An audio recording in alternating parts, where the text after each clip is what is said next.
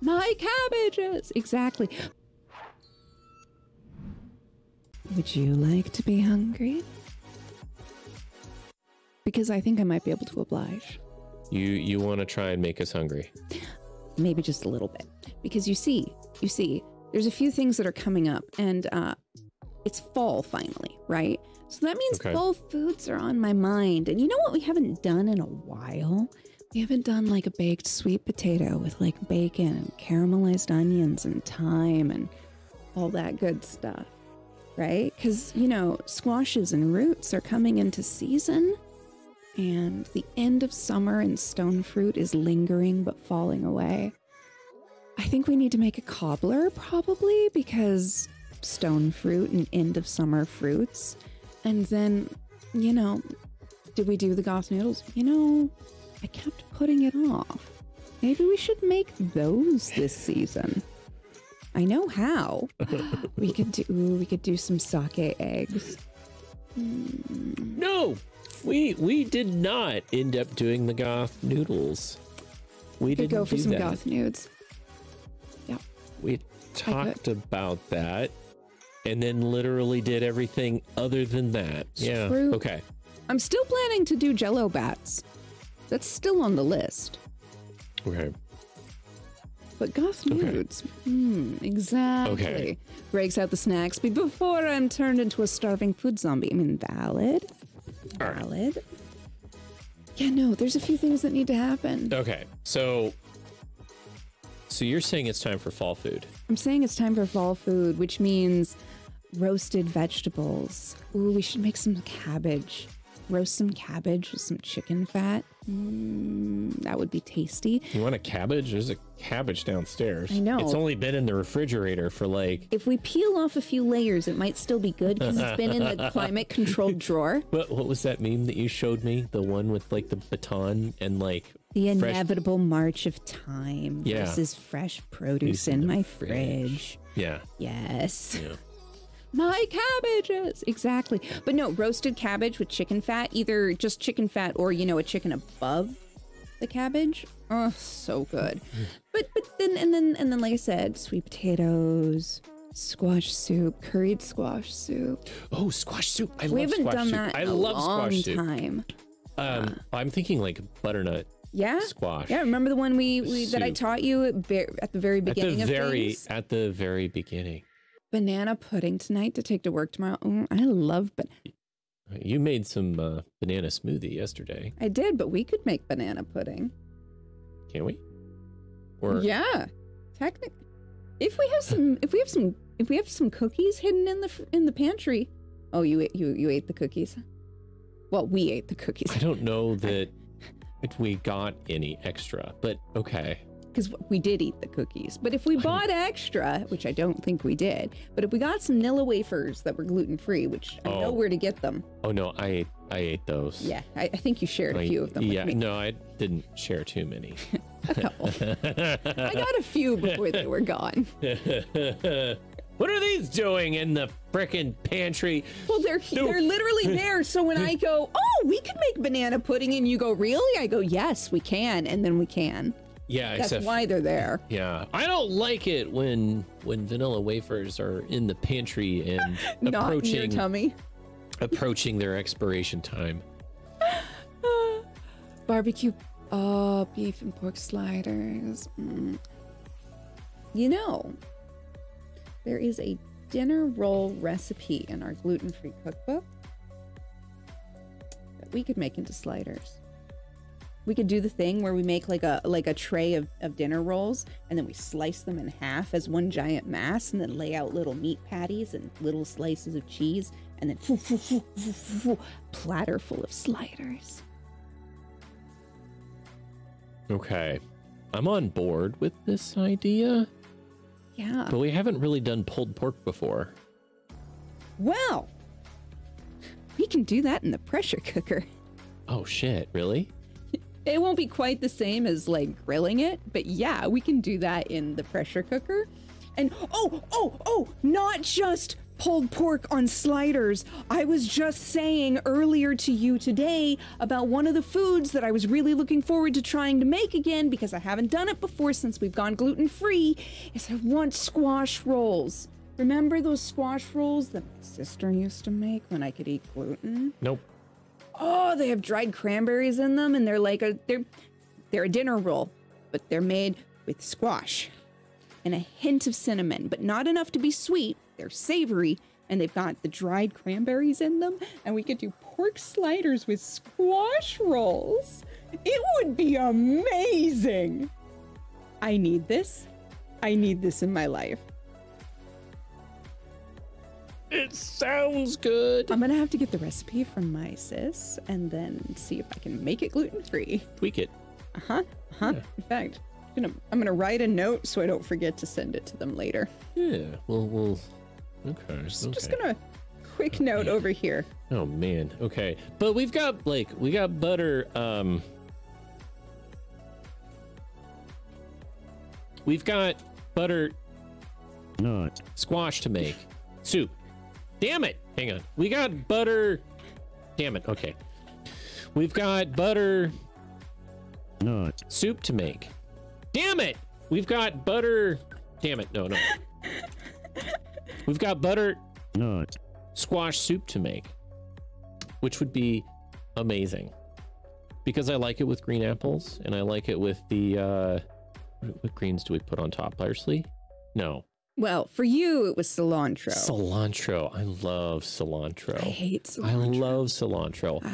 I wish I buy it for you, baby. I wish I could eat more cilantro. I wish I could put cilantro on everything. I'd put cilantro on all of my salads. I'd put cilantro in all of my salsas. I'd put cilantro in my cilantro with a little extra lime and cilantro. I'd do it. You would. I believe you. I would take you guys to this Mexican place here. It's awesome. I love Mexican food. I love the tacos that we get at our. That Mexican. Mm-hmm. Oh, I mean, oh man. Yeah. There's this place in town, and they have really good tacos. Al Pastor. I love Al Pastor. Oh, and there's that other place. There's that other place that does the Oaxacan food. Which is, which is a specific area within Mexico. And Oaxacan food is just incredible. They have, is that the same place that has like those little corn bun things? No, the arepas. Yeah, the arepas are from Venezuela, and that's okay. It's slightly different, but it's the same place we go to. Yeah, because there's several. There's several places there. Yeah. Same block for the food. But there's this place that does Oaxacan food, and they do these incredible blue corn masa tortillas, and it's so good. I love those two places that make really. We got some really good food around here.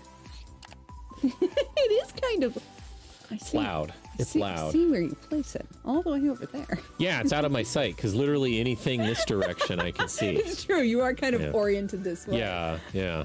Towards the camera, like that. Yeah, no. There's a few places we like to go, and honestly, I tried to branch out and get something new last time I was at one of the taco places, and it was good. But I wanted the other taco that I normally get more than the one I had. But yeah, no, I want to make pork sliders with squash rolls. Pulled pork sliders with squash rolls. Yeah, because the buns would be kind of sweet, but not too. But not like they'd be like an earthy kind of sweet, right? And thank you. And then we could trying to decide what kind of cheese or sauce would go on top. So I'm thinking something salty for the cheese, and something and of course like a nice kind of sweet barbecue sauce. It just sounds really good. You get that sweet, salty, porky, fall flavor. I wonder if that gluten-free barbecue place is still open near us. Well, they weren't fully gluten-free. I know, but they were gluten aware. The meat was gluten-free. Yeah, they were. And I could get the meat. Yeah, it was delicious. You guys, I started watching a new YouTuber. I found another YouTuber to watch, and it's this guy named Jamie. And is that the actual name of the channel? I think it's Jamie and Julia. I'd have to let me look it up. Let me find it. The series is called Jamie and Julia because he's cooking through a volume of one of Julia Child's The Wonder of French Cooking or something. Yeah, Jamie and Julia. Oh, he's called The Anti-Chef is what he's called. Okay. Is his channel. And his Jamie and Julia is a series. Anti-Chef. Yeah. Okay. I've only watched a few of his videos so far, but I can tell I'm absolutely going to be binging this series that he does, which is where he's cooking Julia Child's recipes. And I've only done like one Julia Child recipe before, but they're kind of infamous because even though she made French cooking accessible to modern and wide audiences, it's still not exactly simple or easy because it still takes a hell of a lot of work and a lot of steps, and some of it's complicated. And like this guy is not... That stew that he made that was like 10 hours? He made cassoulet. Cassoulet is a provincial French stew that takes all day, and you have to start steps the night before. And and what he ended up with was like a giant kettle full of it. He had like 6+ pounds of stew, and that's way more than that's that. At least, yeah, I know I'm being very, very on the low end of things because I tend to be hyperbolic. So I'm trying to. It was like 40 pounds of stew. Like it was huge. Large grain of salt. It was massive. Grain of salt. It was massive. I mean, he had ground pork. He had duck fat. He had a pork loin. Yep. He also had the sausages that he made from scratch. The bacon, the beans. Oh, and there was a lamb. Oh, yeah. Shank or something. Big old cut of lamb in there, too. Like, it was... Cassoulet. Cassoulet is normal. Well, so cassoulet is, it's beans and vegetables and a bunch of different meats in one really fucking layered, cool lasagna stew, but you have to, like, do all of these things separately like a before you... breadcrumb on top. Or yeah, crumb. like a crumb crust on top. And basically, you have to make all of these things separately before you can ever put them together and then cook it again. Each one would basically be a meal. Oh, yeah, totally. The cassoulet is... It looks incredible. I really want to make some someday. I've made dishes that are inspired by cassoulet before, but I've never gone like full on. Anyway, watching this guy do Julia Child recipes has been really fantastic. Sometimes things turn out really well. A lot of the times they don't, because her recipes are kind of finicky, and sometimes he has no idea what he's doing. Sometimes he does a great job and he knows what he's doing and he's doing great. It's amazing. I love it. What was that word? The turn clear. It was limpid. Limpid. That's it. Limpid. Yeah. Limpid. Which means free of anything that darkens, completely clear. But there are multiple definitions. Right. But he had never heard that term used for cooking and was like, what does it mean? Yeah, no, that's what it was. Yeah. Okay. I had to look that up too. Yeah. Anyway, so we've been binging The Anti-Chef. Has he released any new videos? Let's find out. Because that was from 2 years ago. That one's like pandemic. Yeah, that one's from yesterday. So yes, he's still doing it. It looks like he does once a week, once or twice a week, or every week. It just depends upon when he can get stuff out. It was funny because the duck video that we watched, he bought like 6 pounds or 6.5 a pound duck, and he's like, why is there no butter in this recipe?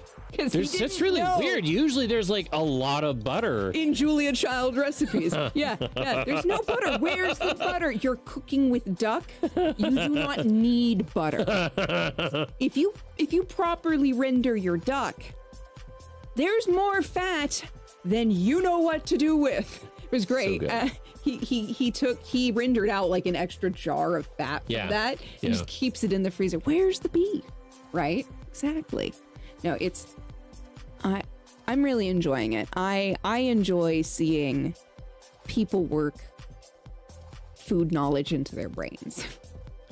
Anyway, definitely. I don't want to say he's doing it on hard mode, but like, I definitely would not. Hard mode. I, you know, I don't want to necessarily say that, but it kind of feels like it, because I would not want to take on any of those projects without a lot more practice. Mushroom and onion soup. Ooh, that sounds good. I've got some dried mushrooms in the freezer.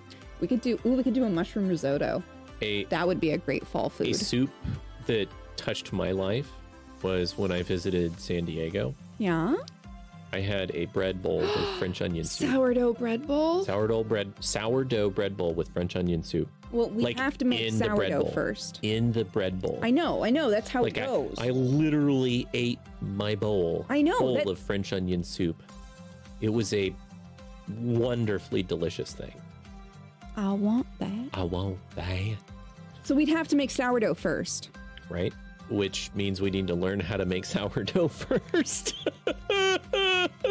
Damn it! Okay. Or, hear me out, or we buy some gluten-free sourdough. No! Yes. No! Depends. How long does it take to cook French onion soup?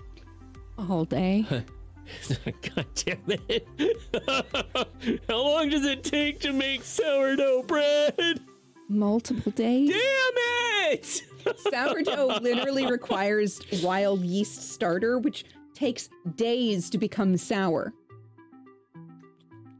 Sourdough is not short. Oh my God, libs. You would understand this. Okay, so recently we had dinner with family and we went to this place that was a gluten-free Asian place, dedicated gluten-free. They had 48-hour pho. So, soup broths on the menu. And one of the starters was you could order just a bowl of broth. So I ordered their poultry broth. Oh, it was so good. It was hugely collagen rich. Oh my God. It was amazing. Full of bone broth. Exactly. No. So true. They had beef, pork, chicken, and vegetable broth on the menu. I feel kind of bad because I got the pad thai. I mean, if pad thai is on the menu, it's my rule.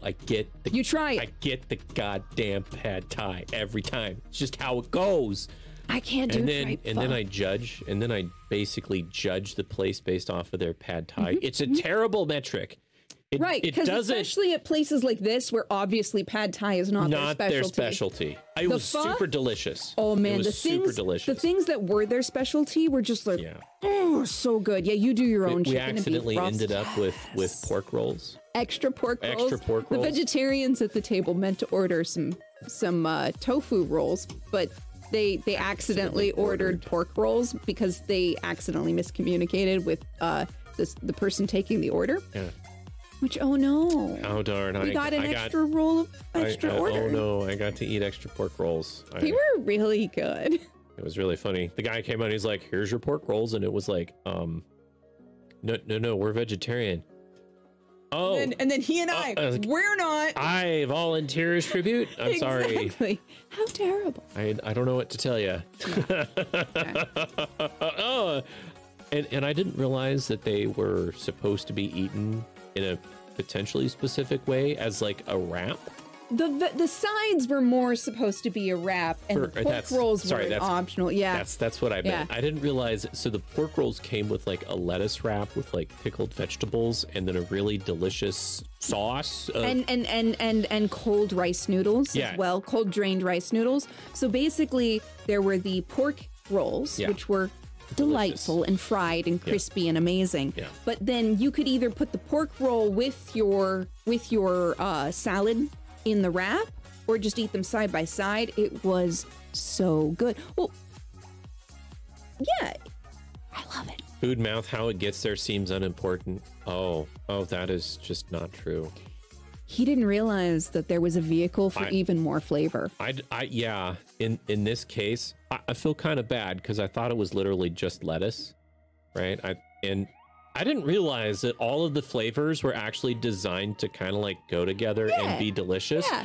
I thought it was like literally like adding a piece of lettuce On the side of the plate for greenery. of the plate for greenery. Yeah, that's valid. I was like, I don't need this. And then Bish was basically like, no, you do this, this, and this. And then I rolled it all up and I was like, holy fuck, that's one of the most delicious things I've ever tasted. So fresh, but goes so good with the pork. Good. Yeah, it was so good. Had I not taken her advice and done that, I would have missed out.